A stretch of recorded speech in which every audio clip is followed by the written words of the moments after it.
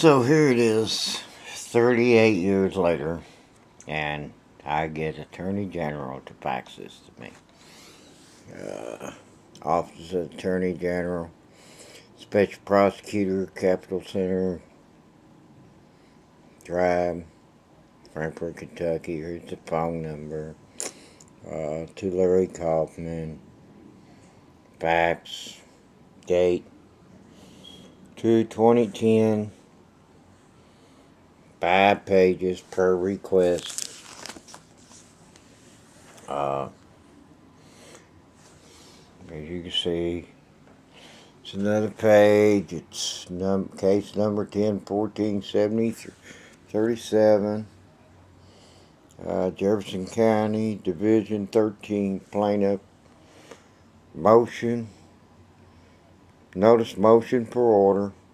Stephen Ray Thompson. Defendant. Notice. Please take notice that the undersigned tender proceeding motion in the Jefferson Circuit, Division 13, on the first day of March 2010 at 3:30 p.m. Motion. Comes now the Commonwealth by Counselor Tom Marshall, Assistant Attorney General, and states as follows. On November 16, 1972, in Jefferson Circuit Court Criminal Division 3 and case number 147037, Stephen Ray Thompson was sentenced to 3 years, probated for 5 years upon the plea of guilty to the offense of homicide occurring in the course of cutting a felony. This case sees the creation of the administration courts of ALC and the Kentucky Court Case Management System, Kentucky Courts. On January 19, 1973, Stephen Ray Thompson committed an offense of wrongful arrest, felony, when he knowingly or fraudulently registered to vote in Bullitt County, Kentucky, which I've contacted him and told him about it. On January 25th, 2010, in Bullitt County Circuit Court Division 1 in case number 09CR 0035, Stephen Ray Thompson was sentenced to 1 year. The verdict for 5 years upon his plea to guilty to the offense of wrongful registration of felony. For at least the next 5 years, Stephen Ray Thompson was qualified to be charged as a persistent felony offender, first degree in charge. Conviction is not included in the Jefferson County Case Management System, Kentucky Courts. It does not appear the AOC court nets may be overlooked by an particular prosecutor of the Commonwealth. Therefore, the Commonwealth respectfully moves the court to enter an order directly to Jefferson Circuit Court Clerk's Office to enter the 1972 felony conviction to Stephen Ray Thompson, case number 147037, in the Jefferson County Case Management System, Kentucky Courts. Respectful submitted, Jack Conway, Attorney General, Tom A. Marshall, Assistant, and then on the On the back it's got this certification or service. I hereby certify that the original notice motion order was filed with the Jefferson Circuit Court Clerk, Cabin Division, 13700 West Jefferson Street,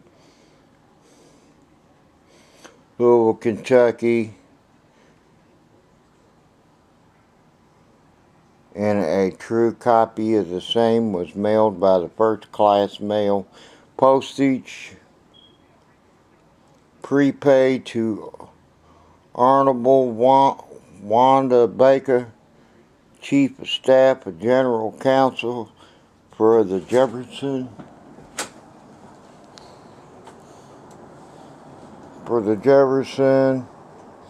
Circuit Court Clerk, 600 West Jefferson Street, Louisville, Kentucky, 40202. Kevin Smalley, Division Clerk Service, Administration Office and Courts, 100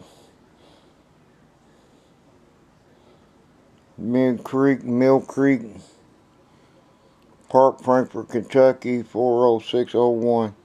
22nd day of February 2010. Tom Marshall. So here you go. Took him that long, 38 years, to get his name in the court net, because the clerk's office never had his index card. They had the paperwork down in archives, but nobody could ever know where they're at. The Commonwealth didn't know nothing about it. Nobody knew nothing about it because the circuit clerk's office never did file the index card. In order to know that it's in the archives, you have to go to the circuit clerk's office and ask them if it's got a file number and get a case number through them, through an index card. But they never had an index card. This is why all this has been a confusion all this long. Anyhow, we got to that point. Here's my proof. Hoping I can get something done about this. Surely, circuit clerk's office is liable for all this confusion. I'm just another proof of what I'm talking about here so far right now. It goes to show you there's no records. There wasn't no records. There wasn't no mug shots. There wasn't no fingerprints. Wasn't nothing. Nothing. This guy is just, he's been out here in the real estate, which I'm going to get into the real estate, which is another little aggravating thing, because, and once I get to the real estate, it'll show that they put false documents in there. And it showed the conviction on the voting thing. He knew his records was gone. He knew this was all set up because he started voting 69 days after his conviction. So, I mean, it's, what a mess.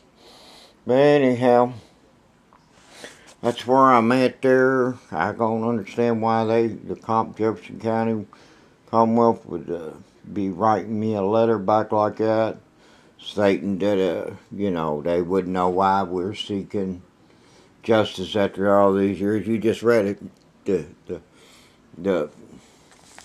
His records is never in the court net.